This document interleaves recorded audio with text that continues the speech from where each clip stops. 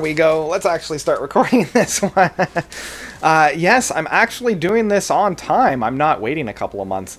Let's discuss those moments where I take your hot takes, your unpopular opinions. This is my own little tinge on the let's argue from the busiest music nerd. I love talking about this. I love diving into these things. So let's dive into some. This is more of a question. Will prog inspired music ever have a place in the mainstream again? In the way that punk did in the 90s with Green Day, The Offspring, and Rancid, and the mid-2000s with My Chemical Romance, Fall Out Boy, and Taking Back Sundays.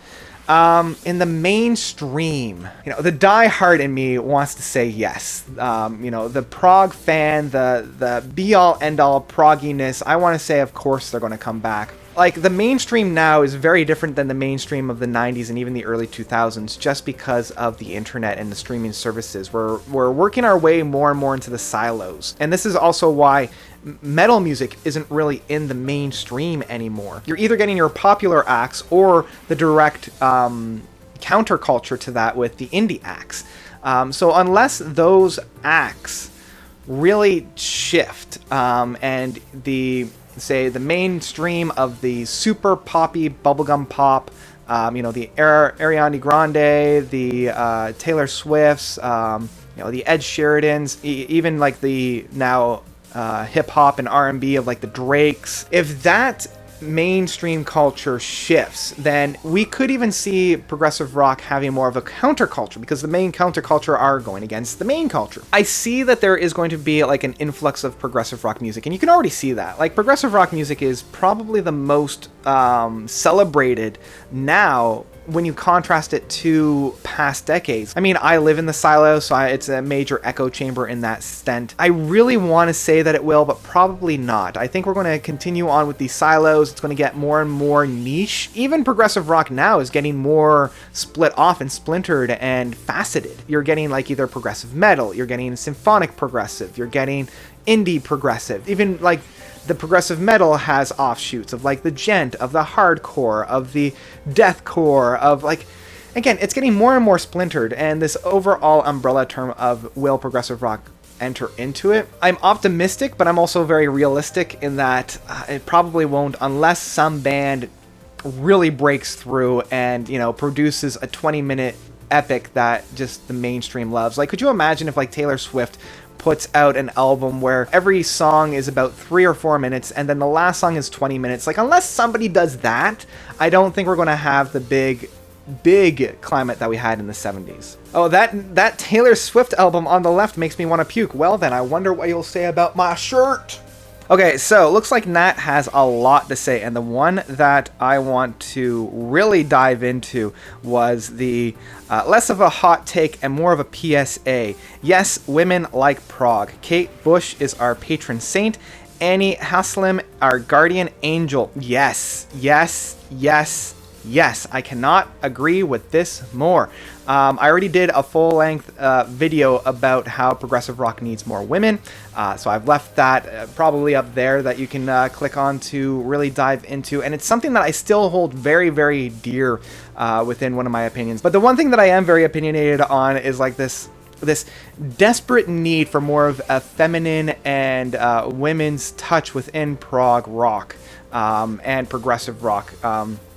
And this is more of outside of just like a woman fronting a band such as we have on, say, like Mostly Autumn or Anathema, where essentially it's just a whole bunch of dudes with a hot chick standing up front.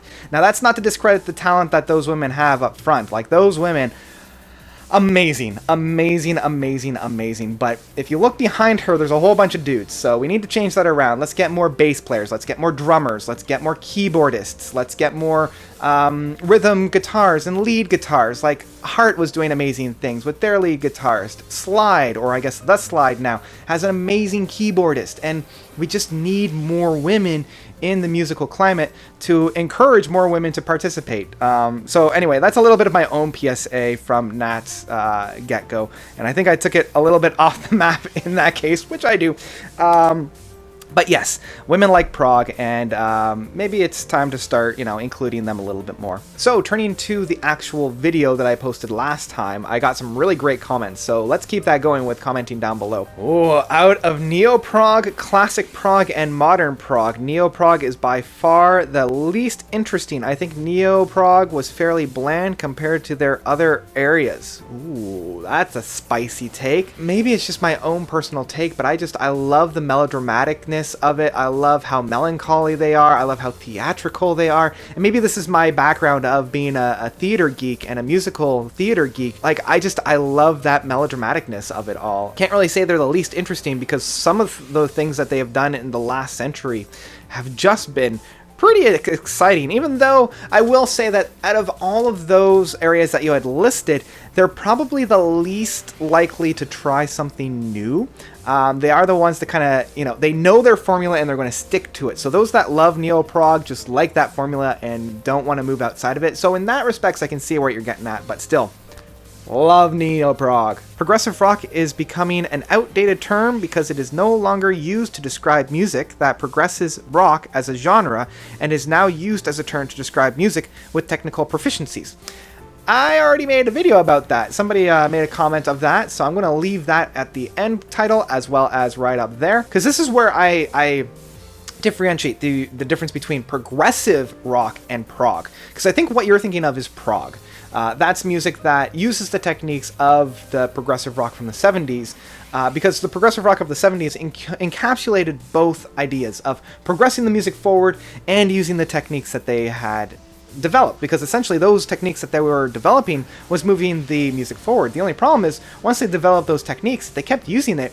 It flew in the face of the idea of moving the music forward. So that's why prog is those that use those techniques and progressive rock is those that move the music forward.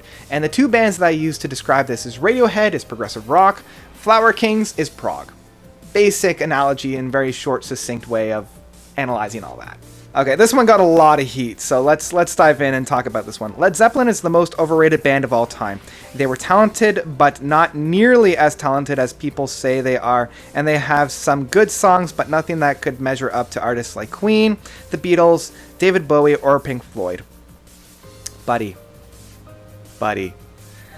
I can understand your take here and your ideas behind this. In fact, I had a really lengthy conversation with somebody that said that Led Zeppelin were a bunch of useless, washed-up hacks, and I'm just like, just the cultural influence that they had, like they went on to influence so many other musicians. Without their influence within the musical climate, we wouldn't have music as we see it today. And I think that alone, I don't want to say discredits your opinion in that sense, because your opinion is your opinion and you're totally cool to have it. And I can see where it's coming from because, when you compare it to other bands, sure, yeah, it's not quite as good. And sure, there were other great bands of that style of the day, but their ability to blend those traditional techniques of blues. I mean, I will go on the fence and say they needed to credit their influences a little bit more, because they did do a lot of stealing of the black artists of the time from the rhythm and blues of that era. They didn't pay their dues properly. So I mean, that's my take with Led Zeppelin, but that doesn't discredit the music that they brought forth, that bringing it to more of the mainstream platform, that broadening of the overall musical climate of that such an extent. I mean, at some points you're also kind of comparing apples to oranges, because Led Zeppelin were never a creative band. They were there to make music. They weren't there to make art in that sense. In certain respects, they were basically just the music machine churning out a profitable act. So of course they can't really measure up to Queen, the Beatles, David Bowie, and Pink Floyd, because all these artists were there to make art. They were there to make a stance of something. And this is kind of seen within just the messages that they were brought forth. The most creative that Led Zeppelin ever got was when they were, talking about Lord of the Rings. And in this respect, they weren't really there to make a creative stance. They were just there to make music. Also, how good their music is. If you listen to some of their, Houses of the Holy is just a masterpiece. Even within an artistic way, Houses of the Holy and Physical Graffiti are just, they're very interesting album. You are correct in that the next tweet that you put out was somebody's going to kill me for this, and oh boy, yeah, people people jumped on that a little bit. So let's calm down a little bit. Let's just calm down. Oh, this isn't even a hot take. It's just a question of how old is Notes again. Yeah.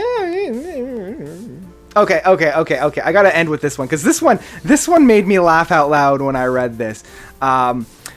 Sorry, your passing review of 90125 album was so bad I had to unsub. Then what are you doing watching this video? If it was so bad you had to unsub, why are you sticking around? I'm not forcing you to watch these videos. Jeez. Oh man, I read that and I was just like, what? Why are you telling me this?